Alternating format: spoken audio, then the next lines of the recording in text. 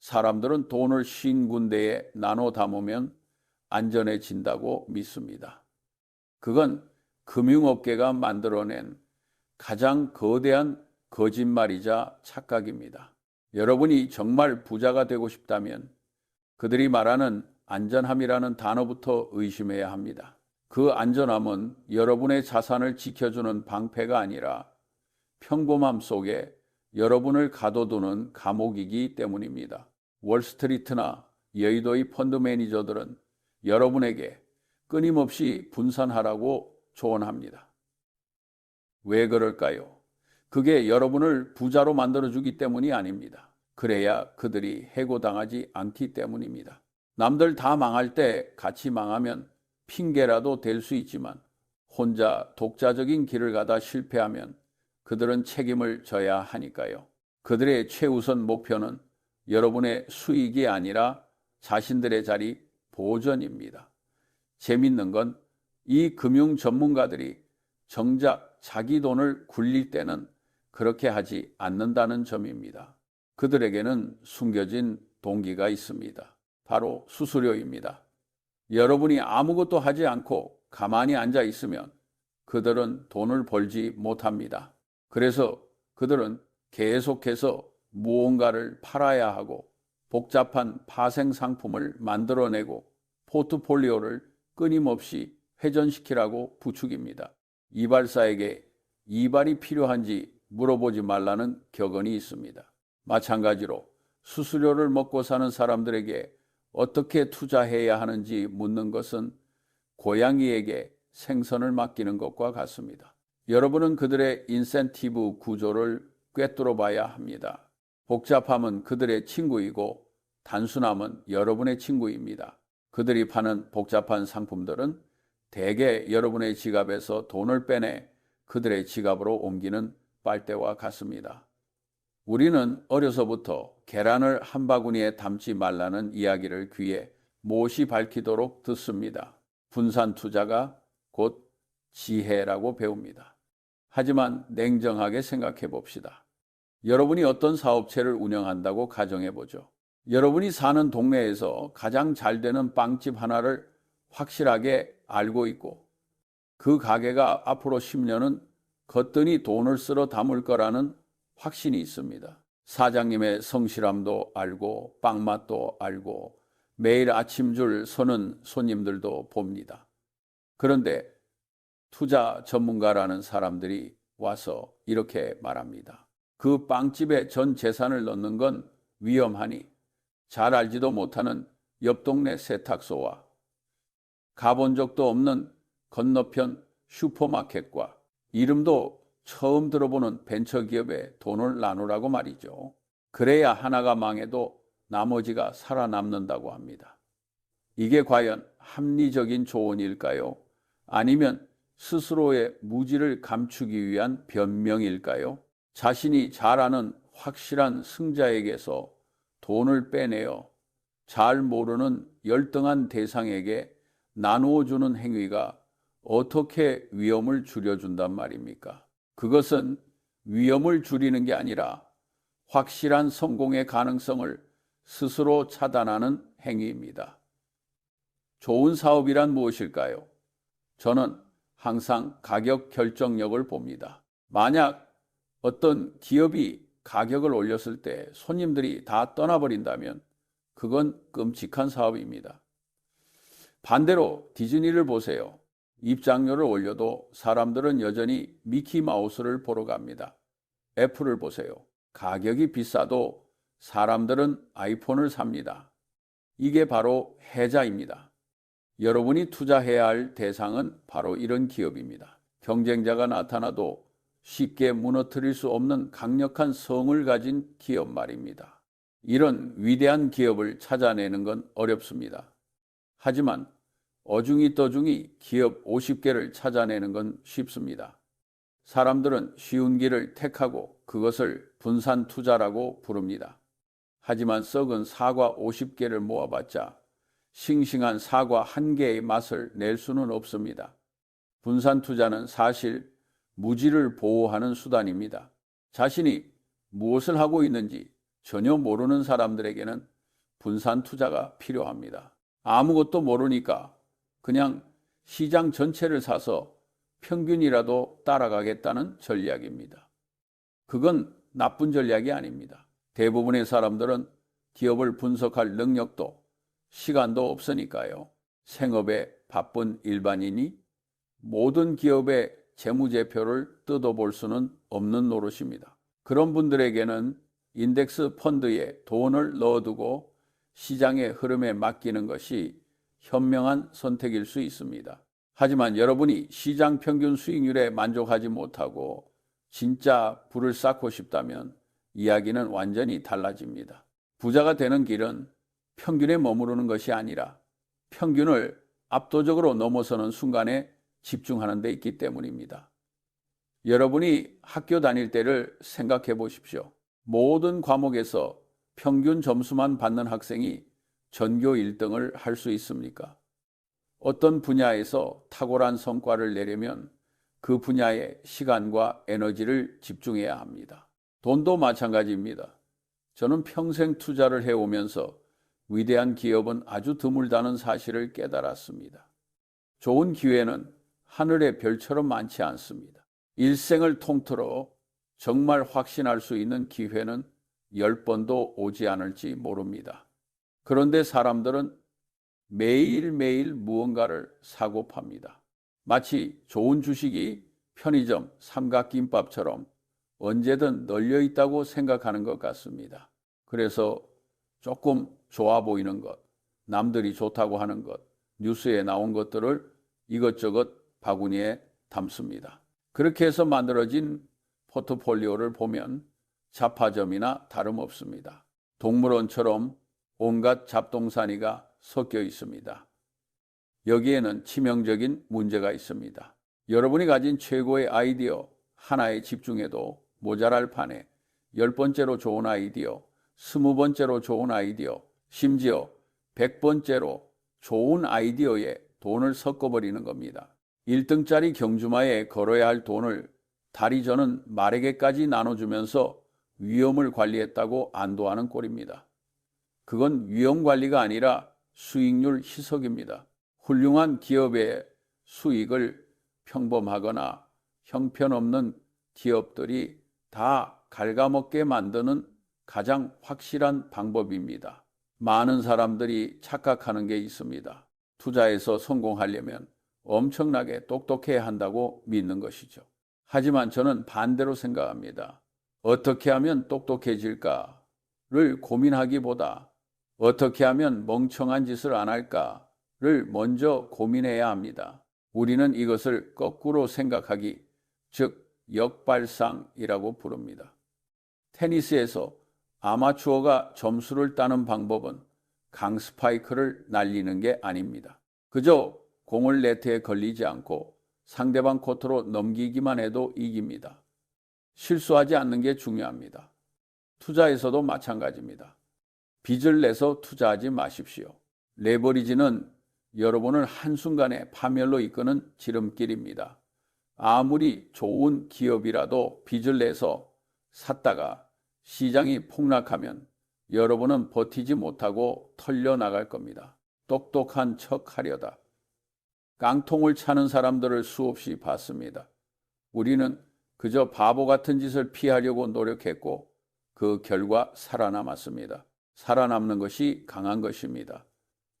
여러분이 50개 종목을 가지고 있다면 그 50개 기업 모두를 속속들이 알 수 있을까요? 불가능합니다. 저와 워런 버핏조차도 전 세계의 모든 기업을 이해할 수 없습니다. 우리는 우리가 이해할 수 있는 아주 좁은 영역, 즉 능력의 범위 안에 머무르려고 했습니다. 그런데 50개, 100개 종목에 분산 투자한다는 것은 필연적으로 자신의 능력 밖 영역으로 발을 들이는 것을 의미합니다. 잘 모르는 것에 돈을 태우는 것만큼 위험한 도박은 없습니다. 집중 투자가 위험한 것이 아니라 모르면서 투자하는 것이 진짜 위험입니다.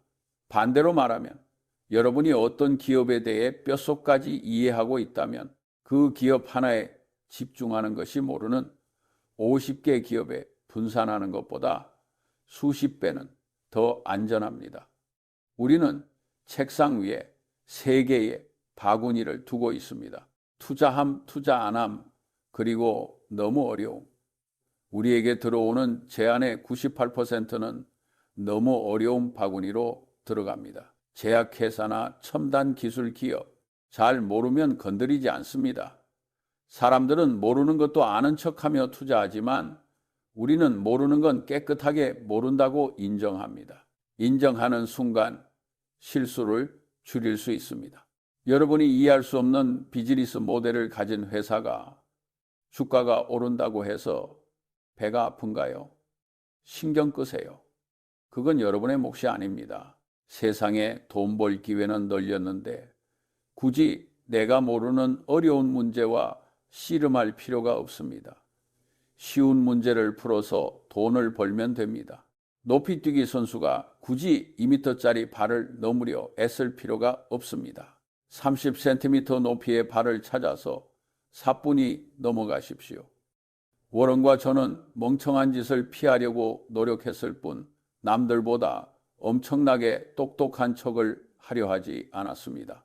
우리의 전략은 아주 단순했습니다. 우리가 이해할 수 있고 경쟁자가 넘볼 수 없는 혜자를 가진 위대한 기업을 발견하면 그때는 주저하지 않고 크게 베팅하는 겁니다. 겁먹지 않고 방망이를 휘두르는 거죠.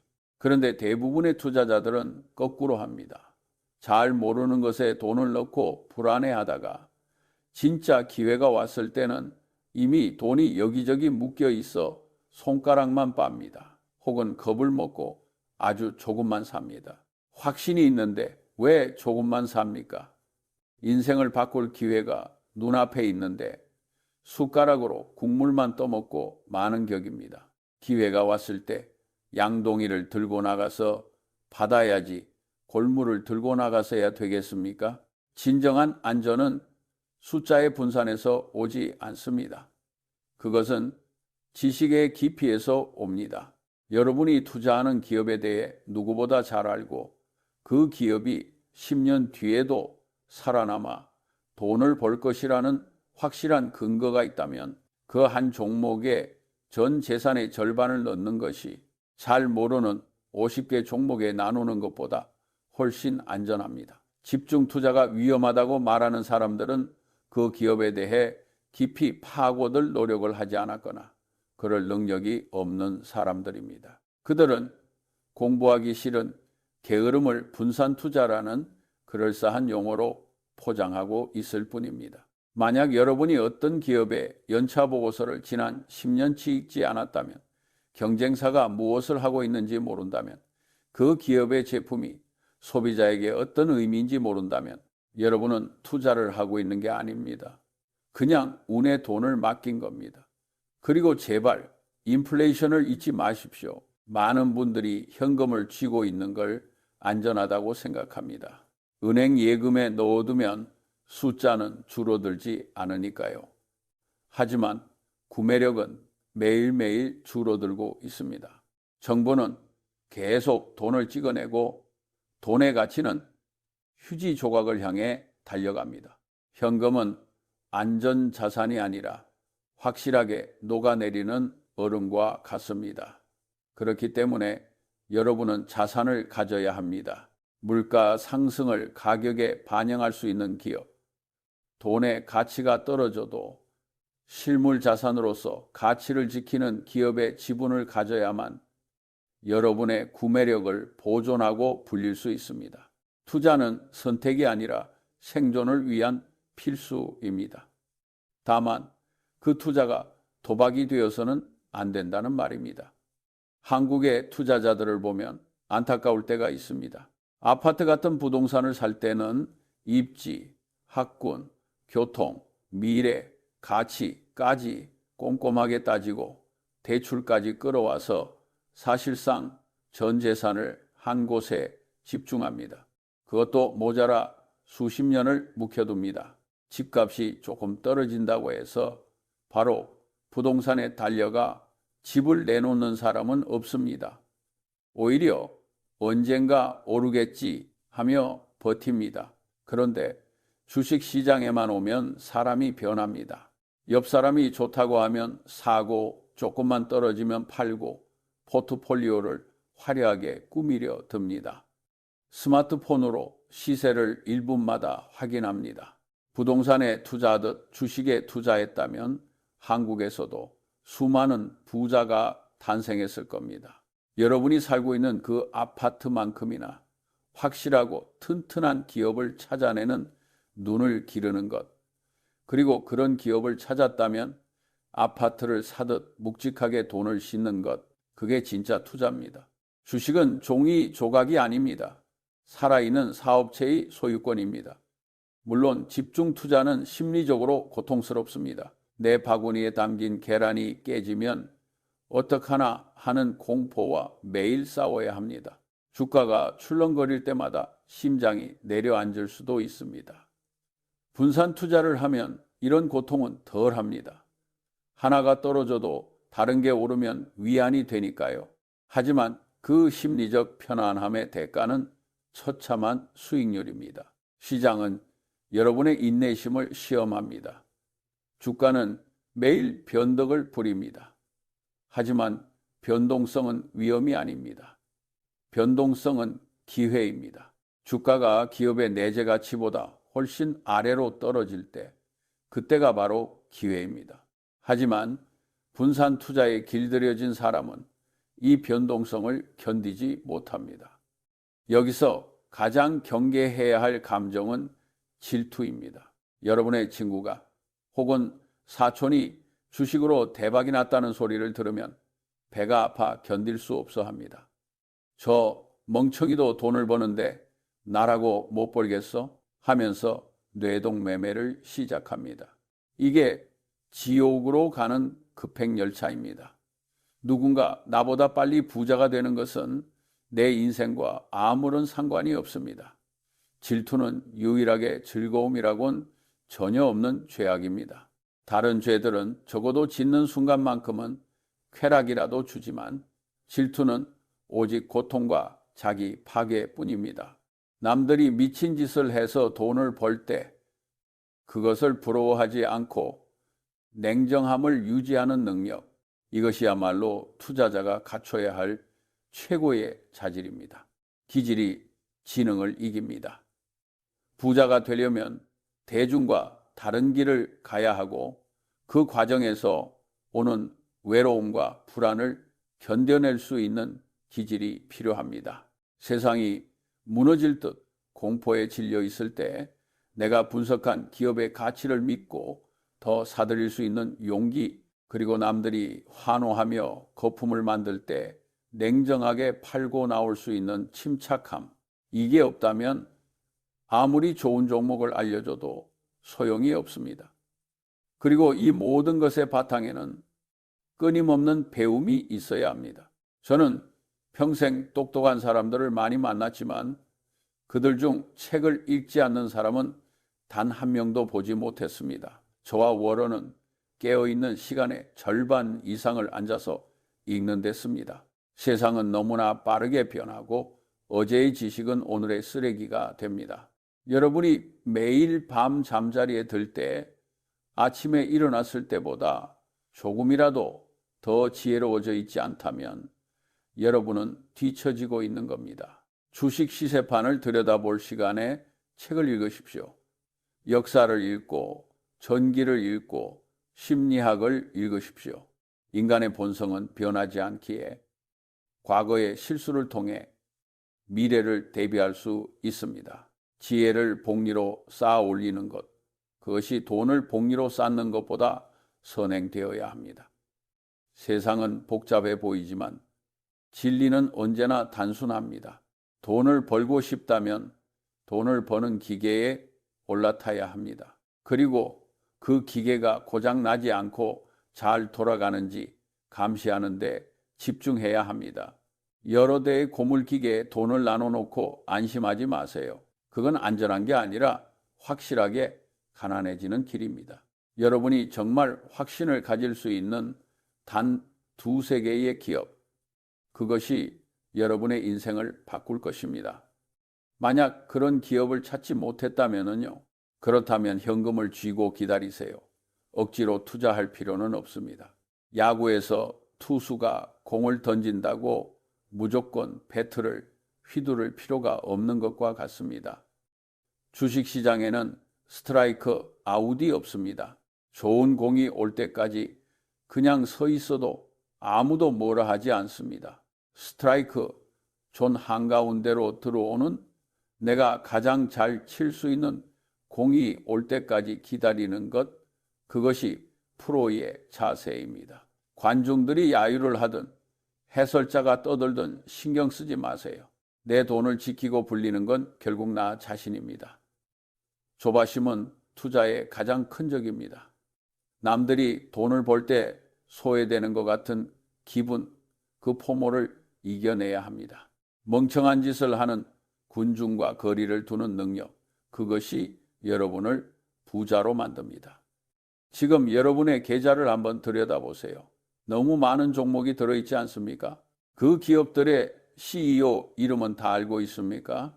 그 회사가 정확히 어떻게 돈을 벌고 경쟁자와는 무엇이 다른지 5분 안에 설명할 수 있습니까? 만약 그렇지 못하다면 여러분은 투자를 하고 있는 게 아니라 수집을 하고 있는 겁니다. 우표 수집하듯 주식을 모으지 마세요.